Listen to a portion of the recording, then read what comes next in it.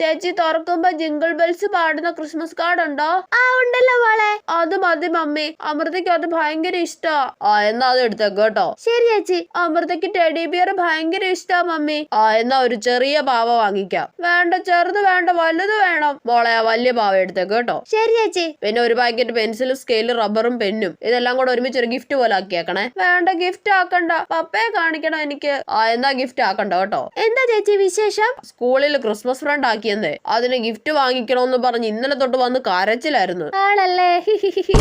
എന്റെ കൊച്ചെ, നീ ആ പാവ ഇങ്ങി തന്നേ. ആ കൊച്ചിന് ഗിഫ്റ്റ് കൊടുക്കേണ്ടതല്ലേ? ഇല്ല, ഞാൻ കൊടുക്കൂല. എനിക്ക് അപ്പഴേ തോന്നി നീ നിനക്ക് വേണ്ടിയിട്ട് അത് വാങ്ങുന്നത്. കടയിൽ നിന്ന് തന്നെ ഗിഫ്റ്റ് ബോക്സിലാക്കിയാ മതിയായിരുന്നു. അമൃതയ്ക്ക് പെൻസിലും റബ്ബറും കട്ടറും ഒക്കെ കൊടുത്താൽ മതി. എന്നാ ക്രിസ്മസ് കാർഡ് എന്തിയേ? അതും നീതുമോക്ക് വേണം. ചേടാ, ഇവളുടെ ഒരു കാര്യം. എന്നിട്ട് ആ കൊച്ചിന് കൊടുക്കാൻ വാങ്ങിച്ച ചോക്ലേറ്റ് ഒക്കെ എന്തിയേ? അതും നീതുമോള് തിന്നു. എന്റെ പന്ന കൊച്ചെ, നിന്നെ കൊണ്ട് തോറ്റല്ലോ.